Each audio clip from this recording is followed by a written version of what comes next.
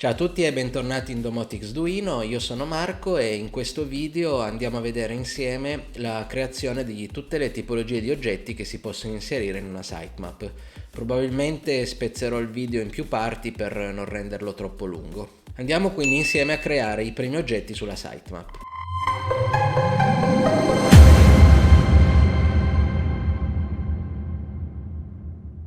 Eccoci sulla pagina della documentazione della sitemap che utilizziamo per seguire un ordine in cui mostrare gli esempi per i singoli tipi di oggetto. Quindi partiamo dal tipo di oggetto frame, che non è nient'altro che un contenitore di altri oggetti che serve per visivamente separare gruppi di oggetti. Adesso apro l'ambiente di sviluppo, mi sono creato una sitemap demo nuova e vado a creare il primo oggetto, che è un oggetto di tipo frame. Abbiamo detto che è un oggetto contenitore, quindi al suo interno possiamo definire uno o più oggetti interattivi, diciamo. Quindi per vederlo nella sitemap andiamo a definire un banalissimo oggetto di tipo text con una label prova, altrimenti non vediamo neanche il frame. Quindi salvo la sitemap e adesso la andiamo a vedere sullo smartphone. Ecco la nostra sitemap con il frame, che è il contenitore con un titolo, e dentro un oggetto. Vi faccio vedere la differenza di mettere un oggetto fuori dal frame. Lo chiamo prova 2. Vedete che sta al di fuori, quindi se io voglio separare logicamente e visivamente degli oggetti, posso fare più frame. Ok, adesso lasciamo il nostro frame che conterrà gli oggetti che andremo a definire nella nostra demo, ne lasciamo uno solo. Torniamo sulla documentazione. Il secondo element type è il default, che possiamo anche non vedere, ma praticamente assume una delle tipologie presenti qua sotto in base al tipo di item che va referenziato. Poi abbiamo l'element type text, che è un elemento relativamente semplice che abbiamo già visto adesso e che serve per inserire un'etichetta di testo che può essere una label statica oppure il valore di un item. Ad esempio utilizziamo un item di test che mi sono creato per questa demo, così poi andremo anche a paccioccare il valore. E quindi andiamo a visualizzare questo valore di questo item con la label temperatura ambiente, formattazione numero intero, gradi centigradi come unità di misura. Adesso parliamo anche di questa tipologia di sintassi.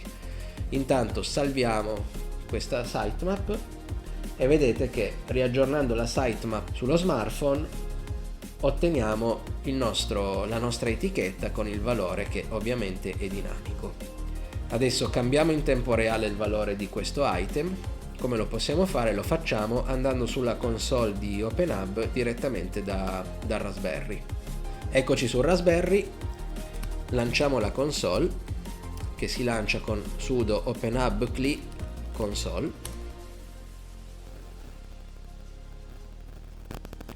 Mettiamo la password che abbiamo definito in fase di installazione e siamo sulla console. Da questa console noi in teoria possiamo controllare tutto il mondo di OpenHub. Nel mio caso andrò a fare un aggiornamento dell'item, quindi farò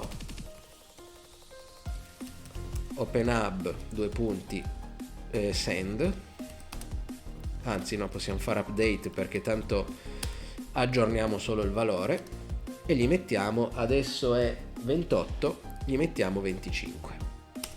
La sitemap si è aggiornata di conseguenza in tempo reale. Visto che ci siamo, parliamo di questa sintassi che ci possiamo trovare indicata dove viene spiegato il tipo di elemento text, che ci porta nella documentazione relativa all'item state presentation. Questo perché qua ci viene detto che all'interno delle parentesi quadre io posso definire una formattazione particolare per il valore dell'item che sto rappresentando. Questa formattazione segue le regole della sintassi della classe formatter del linguaggio Java, che per chi vuole può andare ad approfondire, ma quello che ci interessa a noi di solito è formattare i numeri in questo modo. Qua abbiamo degli esempi, con la F si indica i numeri in virgola e mettendo punto il numero di decimali che si vogliono visualizzare. La D indica il numero intero, la S indica una stringa e così via. Ci possono essere anche le date, le ore, eccetera. Tutto questo è spiegato comunque nella Java Formatter Class Syntax, in questo link qua. Questo solo per spiegare il perché io qua ho scritto %d. Quindi sto praticamente formattando il nostro numero come un numero intero senza decimali. Se mettessi .2f e salvassi, vedete che mi appaiono i 2 decimali, che ovviamente sono sempre 0 perché il valore in questo momento è un intero. Però se io vado ad aggiornare il mio valore mettendo 25.4, vedete che lo vedo così, che è un decimale, mentre se avessi lasciato D avrei il valore intero approssimato. Torniamo alla nostra documentazione, chiudiamo questo e andiamo a vedere il successivo tipo di elemento, che è il group. Il group è un elemento particolare che ci permette di visualizzare l'eventuale valore che può avere il gruppo, perché il gruppo può avere valore in funzione degli item che contiene, però ha la caratteristica che è un elemento cliccabile e quando lo si clicca si visualizzano tutti i suoi item contenuti in automatico senza doverli specificare nella sitemap. Andiamo a vedere un esempio. Inseriamo il group per il gruppo che si chiama EQ Clima Test. Tra l'altro vi posso far vedere che Clima Test è un gruppo che ha al suo interno tutta una serie di item. Quindi io con questa semplice riga di sitemap, se salvo, faccio vedere l'etichetta, perché in questo caso il nostro gruppo non ha valore. Comunque vedo un'etichetta che se clicco si espande in un'altra pagina dove sono presenti tutti gli item contenuti all'interno del gruppo, ognuno con diciamo la sua tipologia di elemento sitemap di default. Torniamo pure indietro. Nel caso il gruppo avesse avuto un valore, avremmo visto anche il valore qua dentro. Ok, andiamo velocemente avanti. Il prossimo elemento è lo switch. Forse è l'elemento più comune che si può utilizzare in una smart home, perché è un interruttore che ci permette appunto di accendere e spegnere cose.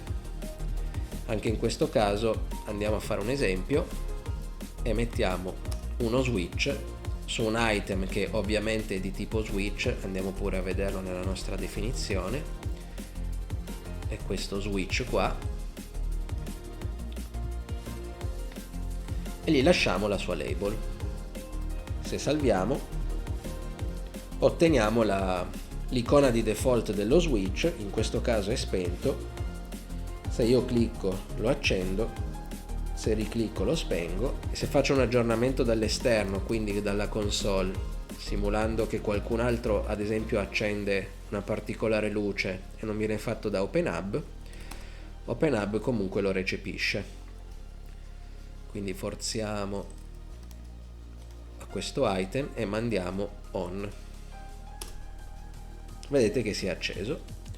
Andiamo off e lui si spegne. Bene, per questo video mi fermerei qua. I successivi tipi di elemento li vediamo in un prossimo video, giusto per non appesantire troppo questo. Quindi per chi è interessato a vedere quali altri elementi si possono aggiungere nelle sitemap, lo invito a seguire i prossimi video. Per adesso vi ringrazio se siete arrivati fino al fondo di questo video e per chi vorrà ci vediamo al prossimo video. Ciao a tutti!